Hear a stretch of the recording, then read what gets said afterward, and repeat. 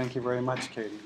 My name is Robert Cowherd. I am Associate Professor at Wentworth Institute of Technology. I teach courses in architecture and history.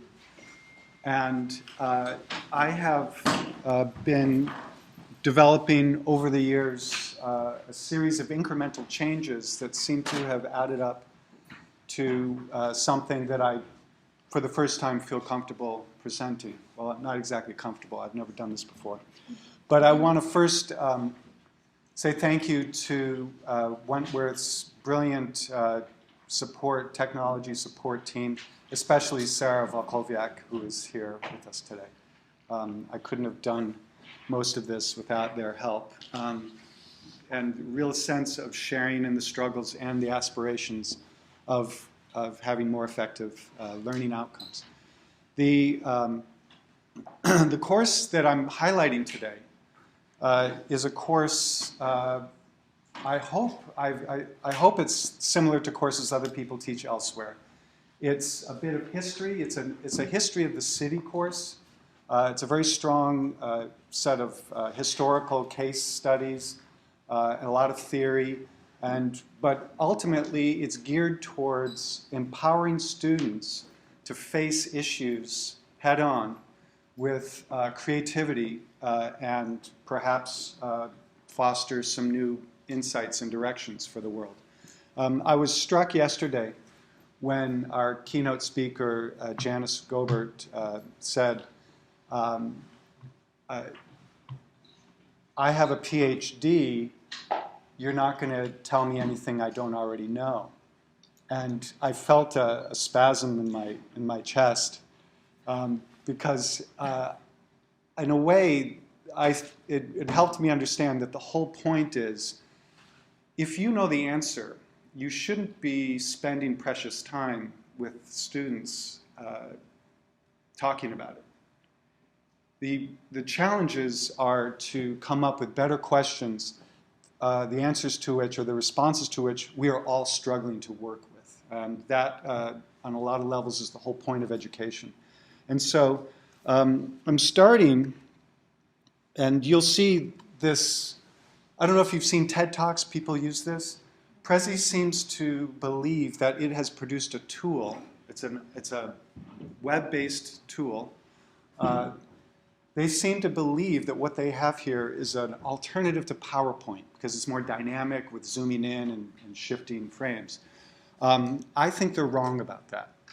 But I'm going to use it for the first time. I've never used Prezi as a presentation tool before, oddly enough. It's always been a collaborative platform. But I'm using it today. And so I'm going to be exposing you to a bunch of the bells and whistles and tricks. And one of them is zooming in like this. And so here's a question that I want us to work on. I don't know the answer to this.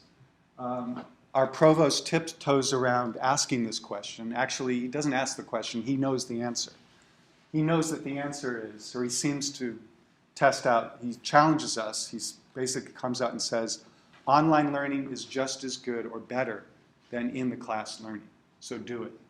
And at some point, we'll be asking the question, or actually everybody, a lot of people are already asking the question. I assume people at the symposium are asking the question, what learning environment works best, online or in class? And one of the first things you'll notice about this, it's a very crude question, and there are problems with the question itself. But this is the question that when you get an email and you can link to the Prezi, I invite you to enter into this and add a position. What do you think is a useful statement around this question? And where would you place it? Would you place it over to the left in favor of online learning, or over to the right in favor of in-class learning? And we'll be coming back to this several times in this activity. But I hope every time we come back to it, there are a few more, it's populated with a few more of your comments. So please feel free with any device you're able to access it with. And I apologize if there are problems accessing. I've never done this You're before. supposed to get an email back, Yes. so I have not received one. You got one? Okay. Do you have access to this and you can add a text? I'm attempting to do that. Okay. So if you can work on that, hopefully without being too distracted. This is one of the conditions of the new classroom of blended learning, is that students are working on something while the professor might be trying to direct attention elsewhere. So I'm also fairly dumbfounded about how to deal with that. Because I know whenever there's a device out, I'm pretty confident that the thing I expect my students to be working on is not what they're working on. So their next deadline for the other class is more compelling than whatever it is we're supposed to be doing in class. So that's another issue that might have a place on this, a position on this. So I'm happy to see some things happening here.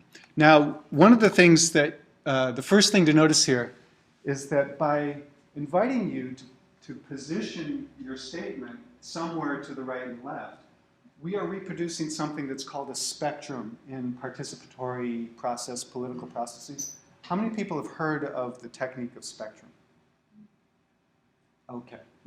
We'll see from you. Okay. So I guess this is a first concept. The spectrum is, it's an exercise in which you're challenged to put your body where your opinion is.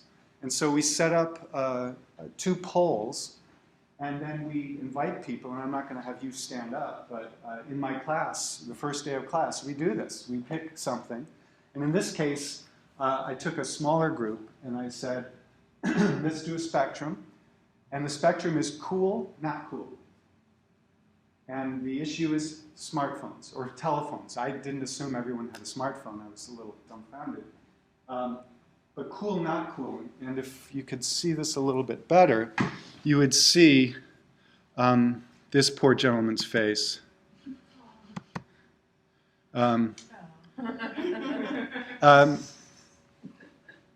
Paul has a broken iPhone 4, so he is over. And I am off the scale because at this point I did not have a smartphone. And so I didn't How do you respond now? If you want to, so I got your email. There should be, if you scroll down, there should be something to click on. It says click view. View? Okay, next to scaling up seminar? Yes. Okay, great. Thank you. Oh, no problem. And so Paul is down at one end, just to the left of me. Nate is sad. But all these guys moving up, iPhone 4, iPhone 4S, iPhone 5, and this was shortly after the introduction of the Samsung Galaxy. And basically the process is you talk to the person to the left of you, and you talk to the person to the right of you, and you make sure the person to the right of you is more cool, and the person to the left of you is not cool. And if that's not true, you switch positions. You know, in terms of phone, everyone's cool.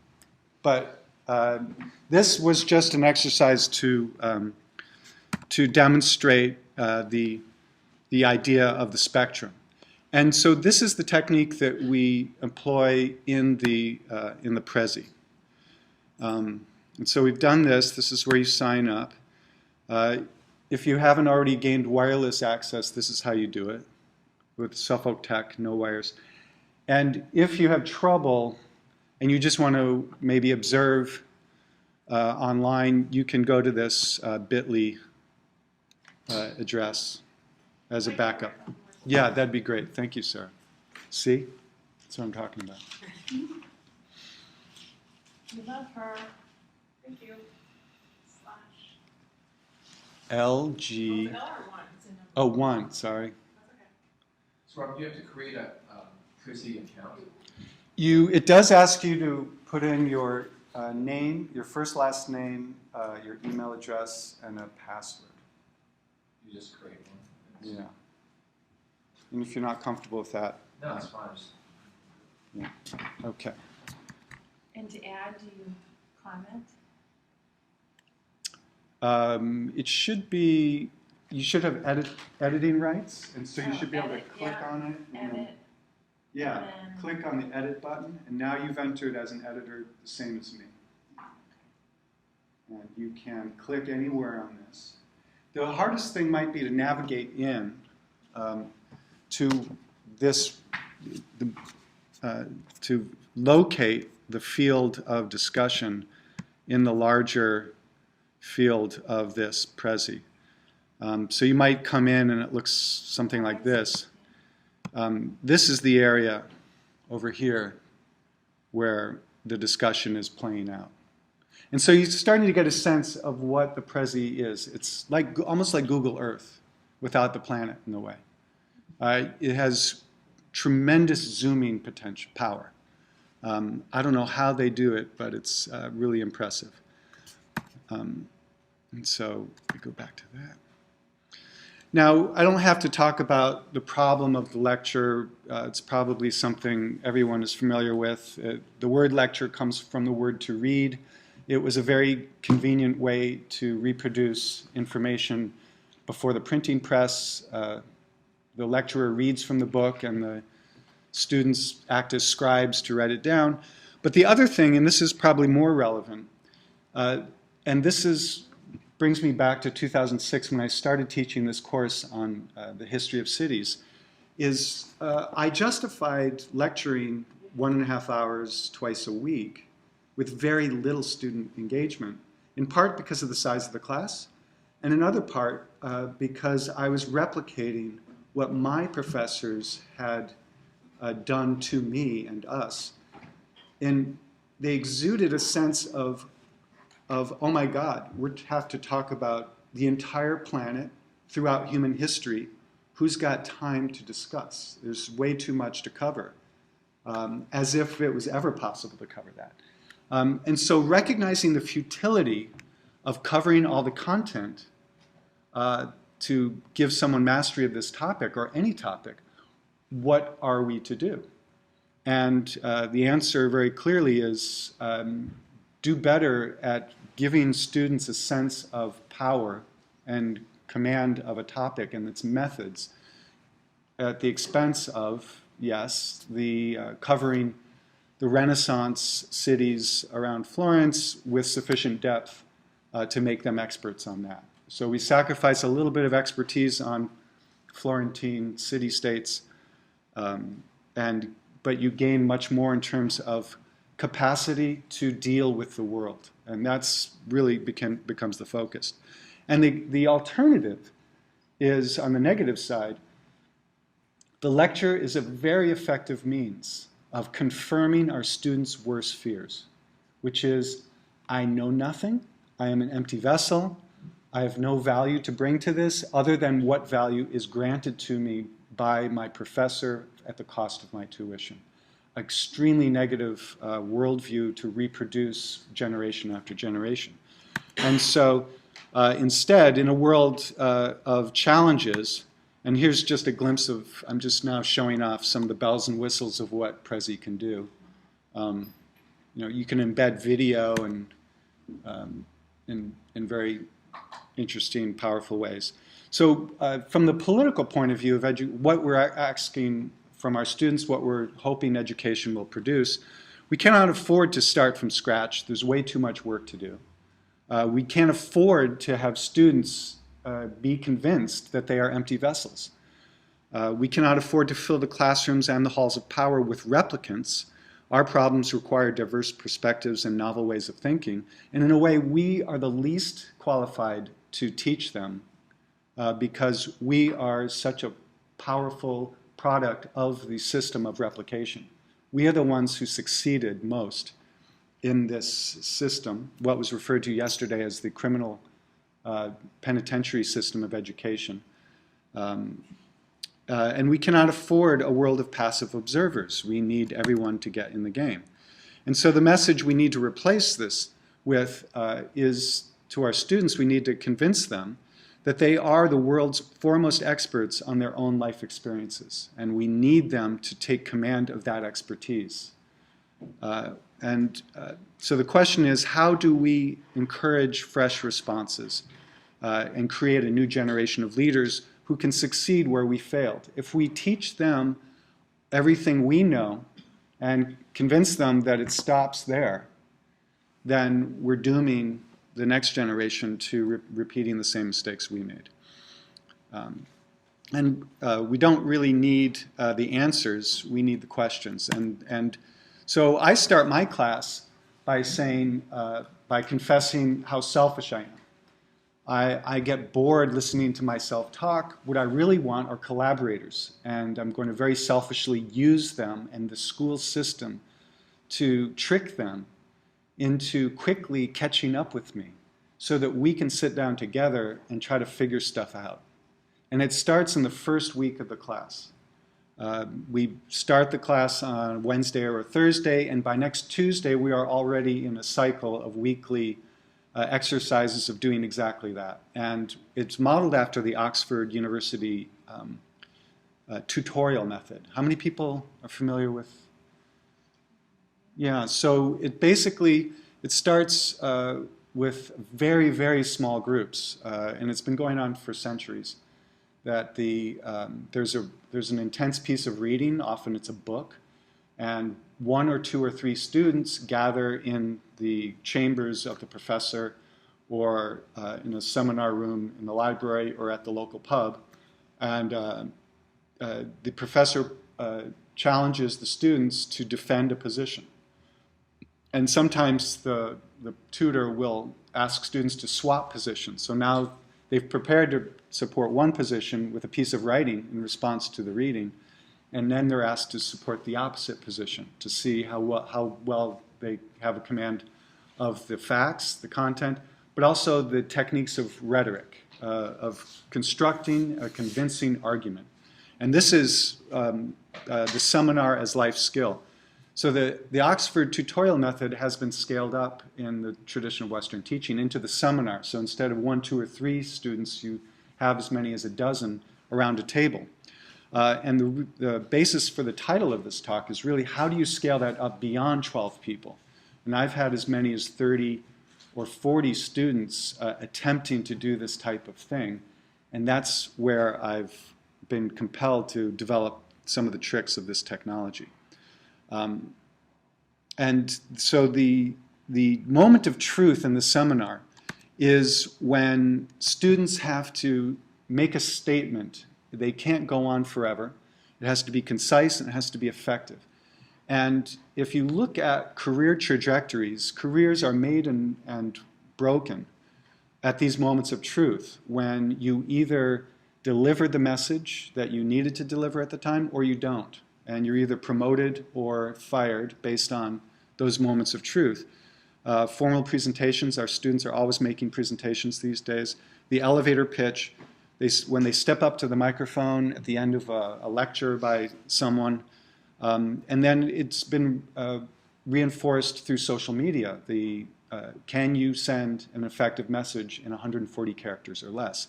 And so these are the moments of truth where students either feel empowered to engage or withdraw.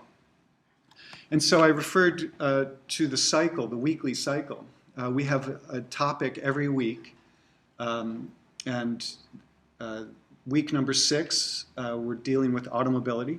So it starts with on Friday, this opens up, and over the weekend, students are expected to consume a lecture that's online.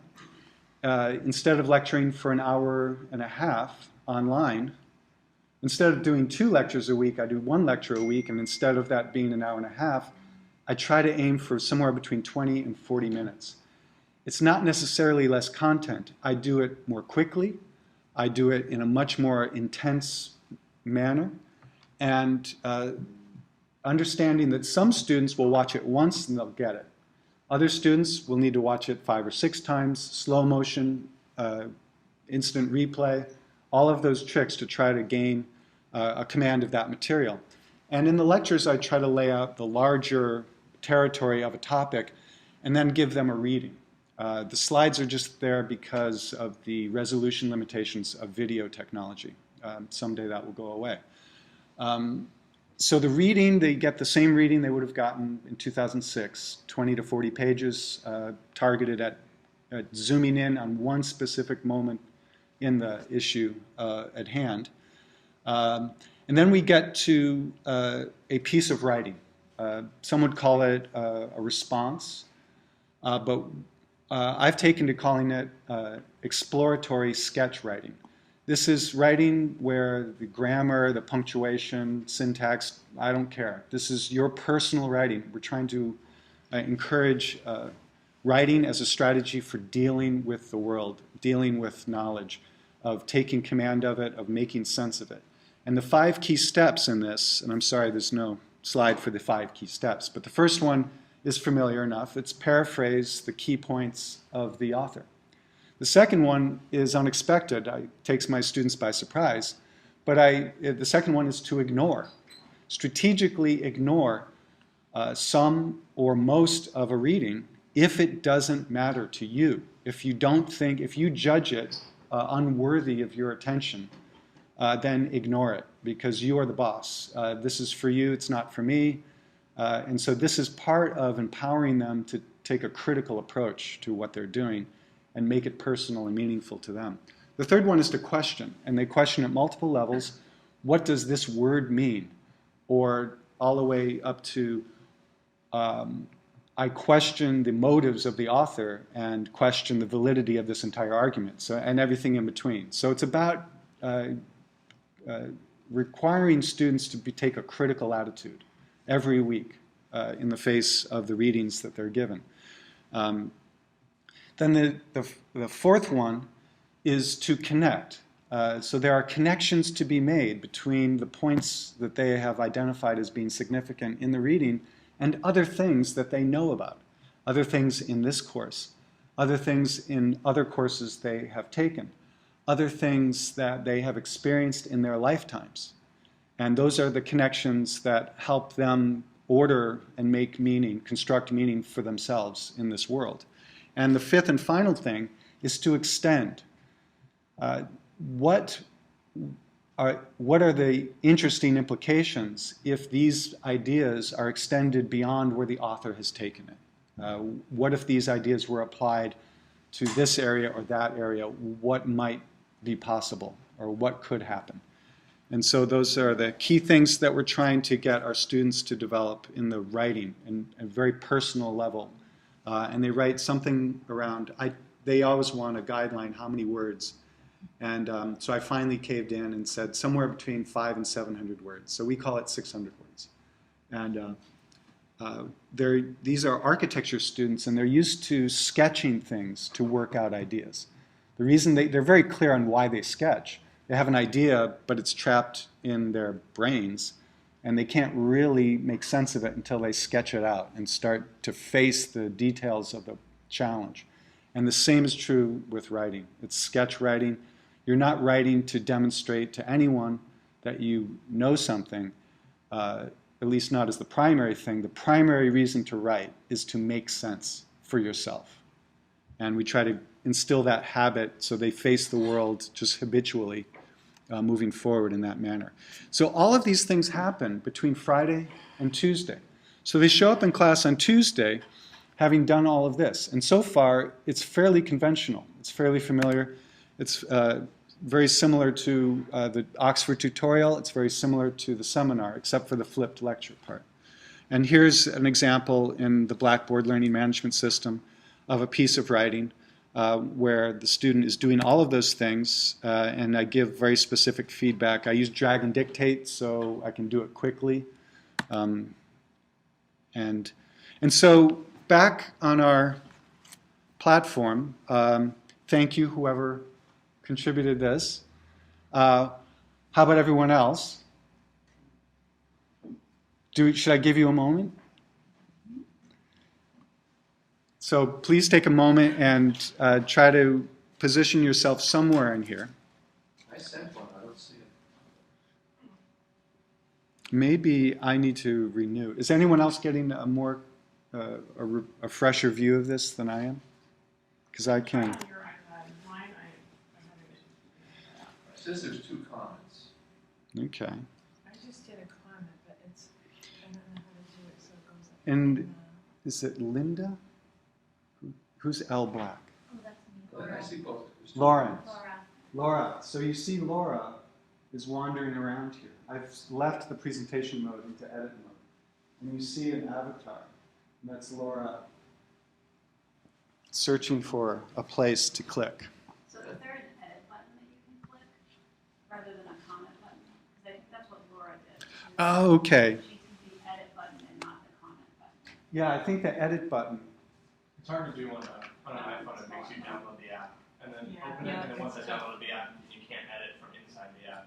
The app is not for editing. The app is just for viewing. Yeah, but you can't edit on a. Yeah, I'm having trouble, on a I'm mobile having app. Thank editing. you for- I was able to comment.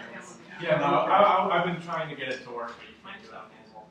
Okay, well, this is life in the guinea pig. Because it says 2 comments. Okay. Because I put one up, and it's not there. Not as profound as. I have never used comments, and I don't even know how to access them. So maybe this part of it, anyone with a laptop, I guess. That's just hard. I almost brought my notes. Okay, well, thank you for identifying. By the way, Prezi, I almost didn't put Prezi in the title here because Prezi is a for-profit company. It might exist a few years from now, it might not. It seems to have captured a lot of people's imaginations, but not necessarily enough to support it financially in the capitalist system. So it could exist or it might not exist. I toyed with the idea of calling this scaling up the seminar discussion for online collaborative platforms, which is really what the aspiration is. But the specific mechanisms of Prezi are so powerful and so specific to what, allowing what it is we've done in our classroom, that I came back down to using Prezi because it is so powerful. Having said that, it is extremely limited, and Sarah could share with you what we went through last spring to try to give our students access. There's upload limitations, so it's not perfect, certainly. So I'm going to return to presentation mode.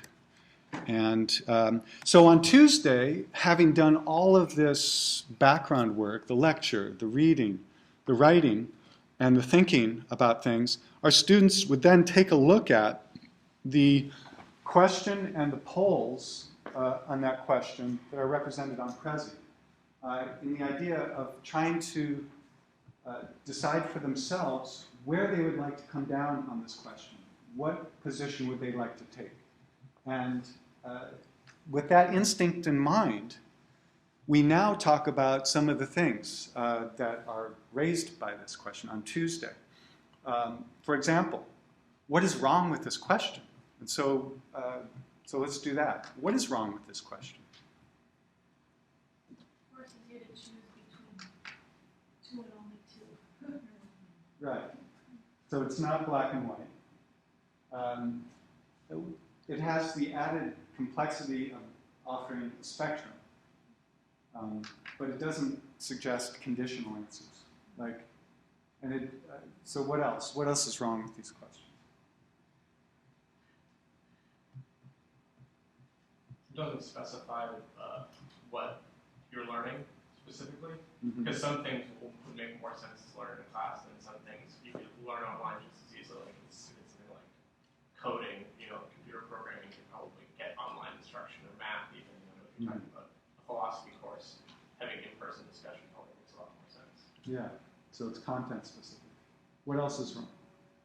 And in the process of doing this, one of the things that we do in our class is we identify that this is not a line. This is a plane. There is an up and down dimension that we have not yet taken advantage of. So we have the opportunity to complicate this. And students are invited to place themselves above or below the line, saying, I reject the premise of your spectrum. I reject the premise of your question. It depends, and it depends on something else. And so the challenge to the students is, what else does it depend on? And there's a little bit of competition to determine, well, what really matters is the content, or what really matters is who are the students, or what else? It could be other variables that are not reflected in this simplistic, overly simplistic polar representation. Anything else come to mind? Access to resources. Not everyone has proper bandwidth to support online learning. Yeah, that's a big one. So here we are in the playing field. We're going to go into an actual Prezi that we used in my class, and this one has to do is the one about automobility. So we're zooming in.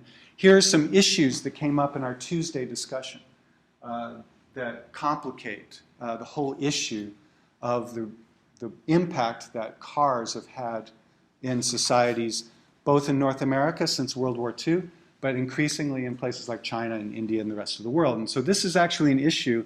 One of the reasons I teach this issue, and one of the reasons I chose this one for this gathering, is that to the extent that everybody here has an opinion about online learning, I suspect that everyone, no matter whether they're educators or not, has an equally or greater opinion on cars. Because everyone seems to be an expert on cars. A driver's license is like a PhD in what is wrong with the road system and how to fix it. And so it makes for a very interesting discussion.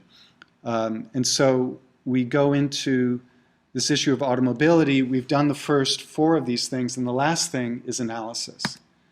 And we have our discussion on Tuesday. We take a look at the spectrum possibilities. We establish an up and a down. And then students go away. And between Tuesday and Thursday, they develop an analysis. They choose a piece of evidence from somewhere in the world that they suspect their instincts led them to look at this bit of evidence because they want to support this particular point of view, because they also have very strong opinions about cars. And they are the world's foremost experts on their life experience with automobiles. And so they bring that expertise to the classroom. Based on the lecture, the reading, they are now equipped with their life experience and some supplemental materials to identify a piece of evidence. Usually it's for this class because they are architects. They are identifying visual evidence. They develop that evidence through analysis, and they construct an argument out of that evidence, just like the Oxford tutorial method. And they craft a piece of writing, and now it's limited to 120 words. And they present that using the Prezi. And this is building on the idea of Edward Tufte. Who has heard of Tufte?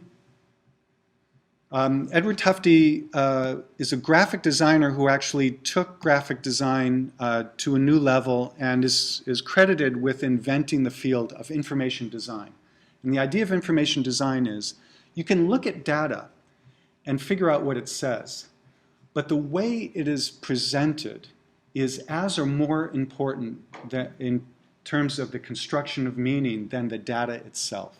And he uses, this is his favorite example of Napoleon's march, the troop strength, the temperature, how many people died in battle, at what places on the map, and how many people died on the march back out of Moscow. He also told us to never put text in our PowerPoint slides and uses the example of the Challenger disaster, that the information they needed about the insulation tiles was all there, but it was buried at the bottom of a PowerPoint slide. And so it was ignored and failed to prevent the challenge. But that's it's a vivid example of how important visualization, and to a large extent the reason the world is obsessed with data visualization at this point is because of the work of Tufte. 4 beautiful books of examples of his work. And so we adopt this approach that you're not allowed to tell us anything that you're not also showing us. And so this student identified a downtown area of Rochester, New York, and the freeways that go through it in this photograph. And once you choose the photograph, I tell the students, it doesn't matter what you think is true anymore. I'm not the teacher. and you're not the teacher, the world is the teacher. You have to let the world teach. And so you have to follow where this evidence leads you. And so they start with this photograph. And by using colored overlays, they identify features of the photograph that they identify as having a certain set of relationships. So the freeway, the parking lots, the emaciated sidewalks, the relative scarcity of actual buildings and their isolation in large parking lots.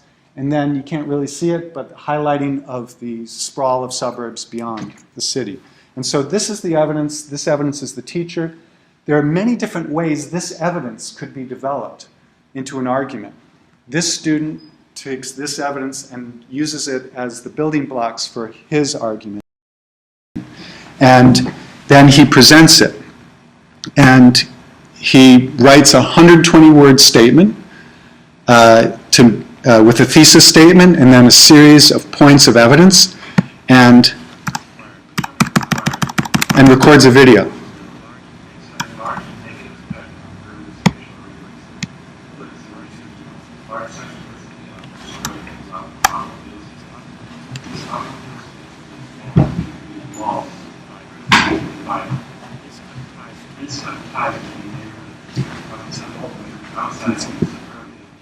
So, but you get the point. And then the student summarizes that statement, and hopefully it's the first sentence of the argument. The 120-word argument, it's a 60-second statement. And there it is, that statement, and placed in the field of these questions.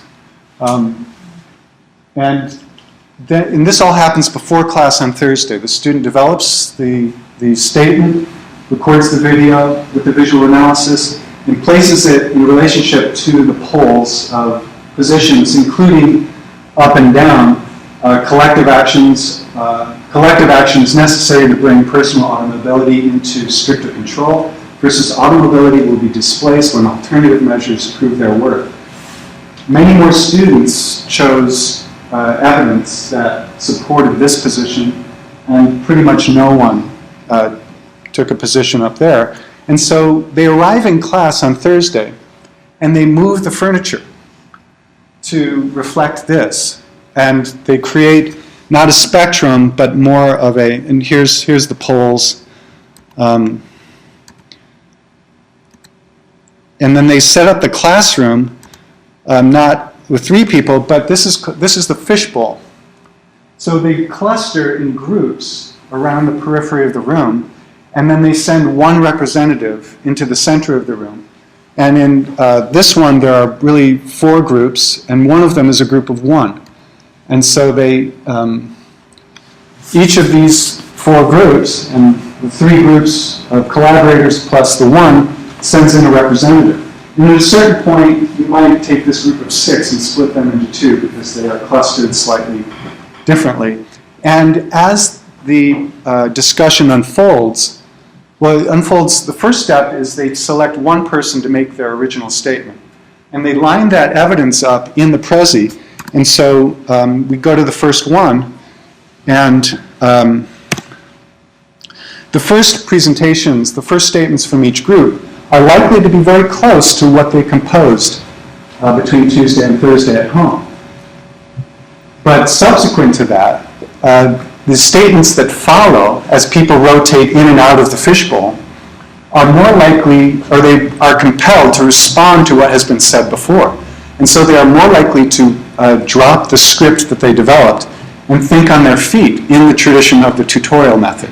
And so they have to re-engineer their evidence and present it in a way that counters the positions of the other groups. And it proceeds through a sequence where we basically turn off the sound and the students create their own narration of the evidence as it proceeds through the 60-second presentation. Now, the biggest challenge is to keep it flowing. If it were students just standing up, we could do it, but that eliminates the role of the evidence.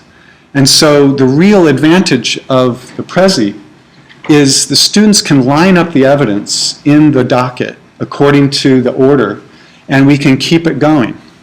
And it's no longer the professor controlling what's projected on the screen. The control of the screen is offered to everyone in the room. And we go through this, and there's a lot of shifting of position. And people will actually move where they are in the room. They will join a different group. Groups will splinter. They alter the Prezi to reflect the changing shape of the room. And it proceeds in that way. So I think I want to end it there. If the Prezi had functioned more effectively on smartphones and iPads, we would have maybe done a little bit of it. But I think this, in a way, does as well or better because of the use of evidence, the role of evidence that's able to be presented on the fly in the flow of a class, even a fairly large class. So let's stop it there and open it up for discussion. So the question is, Prezi, you mentioned, Robert, is for profit. Is it open source or is it cost? How much does it cost? For educators, it's free. Yes? I just want to add a follow-up comment. I actually was really fortunate to visit one of Robert's classes when he was using this, and it was really incredible just to watch the students and how they interacted. It was very dynamic. And it was so cool to see them. I remember correctly, I think they were also moving their chairs in the room. In addition to, so they were moving their arguments on the screen, but then also like physically getting up and moving their chairs. So it was this really cool combination of just all different kind of learning modalities. You've got the physical, spatial sense, you've got the visual, and then they're obviously talking, so you've got the auditory, and then they've got their written arguments prepared. It was just so neat and kind of multimodal and multidisciplinary, and just a lot of stuff going on. So it was really cool to see this in action. Too much going on often. Yeah, but I don't think, I think this is great, but I don't know if it doesn't quite do it justice to be what in the room is like, and I just wanted to share that. And I'm sorry your video didn't come out. We'll try that again next year. Yeah. Just one thing, Robert. So I work at Seattle Magazine, and businesses are complaining that they're not getting enough people with the right skills and what have you. I was very impressed with the presentation here. To your point that you just made, that the skills, regardless of whether it's a class in architecture or affairs or what have you, or science, math or science, that Prezi kind of, you're teaching your students how to collaborate, how to process massive amounts of data, how to use social media. It's so there's a subcontext of stuff they're learning, even though they're learning here something in affairs, which I think is very important. Thank you. Yeah. Yes. I wonder if you could talk a little bit about, because sometimes when we embed technology to this degree and students are unfamiliar with it, there can be some resistance. Can you talk a little bit about how you introduced it to the students and kind of any training that they had, and what was their kind of initial response versus maybe, because here they seem to really be embracing it. Was that how it was all along, or how did that work? Well, it's interesting to contrast this with, and this was a shock to me, Facebook. I ask them typically at the beginning of class, the semester, what social media do you use? Because I would like to set up a presence for this class so that we can continue the discussion after class. And they come up with the exact response every time. It's Facebook, it's not Twitter, it's not email, it's not Blackboard, it's not, we're going to use Facebook. Except for the 1, 2, or 3 students who won't use Facebook. And that has been a problem. And they've had to buddy up, and they start the semester where the buddy forwards the messages from Facebook to the person who doesn't want to use Facebook, and then after 3 weeks it ends, and they are basically left out of the discussion. And it very much limits how we can engage with Facebook. And this was shocking to me that would be a handicap. Whereas this, the only handicap, they embrace it, but some of them loading video ran out of bandwidth. Prezi limits the bandwidth, you can pay for an Educator Pro subscription, but it doesn't increase the bandwidth. And you can't get anyone to talk to you. Yeah, unfortunately, Prezi is a very odd company. I guess they're run maybe more like a startup, so they don't want you to call them. And I finally did. It was 3 months later. I got somebody who said, "Oh, we'll finally call you." And I said, "Okay, call me next week." So, but I think, as you mentioned earlier too, like you were hesitating on putting Prezi in the title of this, but I think this kind of interactive tool will continue to evolve. So I think eventually we'll get there. But that is something you have to think about in your teaching: is how are you going to plan for if you might have technology issues. And I almost wonder, I know that there are some interactive timeline tools, Yeah. Sarah, that I know you've used with humanities that might be another, like if you substitute Prezi for one of these, what was like Tiki-Talkie or something? Tiki-Talkie and Yeah. History Pin. History Pin, History lots Pin, of I use, interactive timeline tools that could, create that visual span of where do you fall on the spectrum. But I love how you've incorporated critical thought, critical writing, personalizing what you're getting in terms of content to, how do I make meaning from it, and then, arguing those positions and visually having different ways to show how that, that plays out over time, because, over a week's period of time. And if I think of, even like Bloom's taxonomy and how you're able to deepen the learning through these different mediums and touching upon different styles, it's really neat. And I think, just to build on that, the social factor is big. Students are familiar with reading something and writing something, and it just sits out there and it's between them and the professor. And they can get away with all kinds of things with the professor that their classmates won't let them get away with. This is a competitive marketplace of ideas.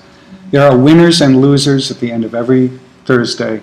There are people who made an argument 10 minutes into the discussion that everyone keeps coming back to, because they have established a reference point that is so significant to the argument and which way it goes that people have to come back to it. And so we focus on that. I point out, Michael's presentation, everyone kept coming back to Michael's presentation. And after the third or fourth round in the fishbowl, with people rotating in and out of the hot seat of presentation, I encouraged them to hijack the evidence of the opposition and to present it in a way contrary to the way they originally presented it, because evidence is available to all of us to interpret how we will. And this is a key component of critical thinking in history and being an enlightened citizen. And so they gleefully expropriate the evidence of the opposition and turn it around and jujitsu it and turn their own evidence against them. And that is one of the thrills of this exchange. And we always do it politely.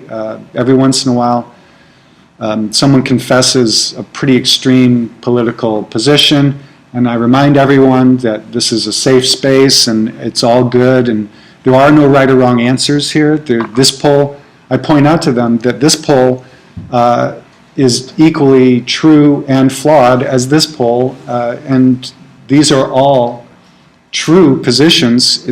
Now we're trying to work out the collective decision-making process. What can we do? What strategies can we agree on to move forward? And there is no, and this is an issue of negotiation, of collective decision-making more than anything else. And so that's the kind of engagement that we're trying to empower, that they become skillful and respectful and creative and critical, but also facing the responsibility to figure this out collectively. And you can't afford to diss the opposition, which is one of the key lessons. Robert, you just started teaching it this year, or this way this year?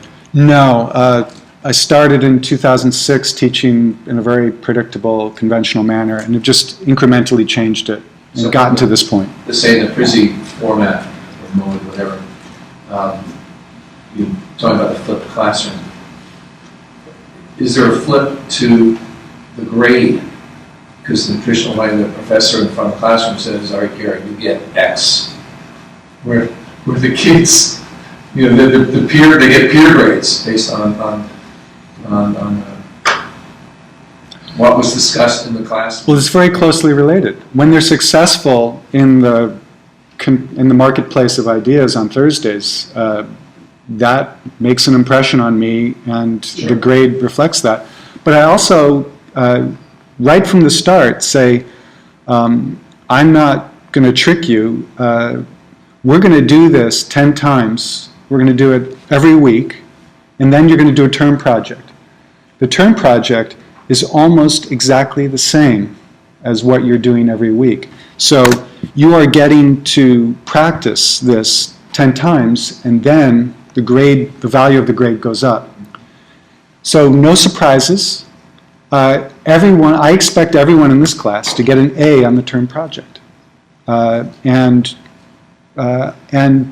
if I give everyone in this class an A, the Institute will haul me in and reprimand me, but that's my problem. I hope you give me that employment challenge. I hope to be, that's a good problem for me to have. So, but I expect you, there's no reason for everyone in this class not to get an A. And I set that as a clear expectation. This isn't a gatekeeper. I reject most of the gatekeeper function of teaching. I really think everyone should be an A student.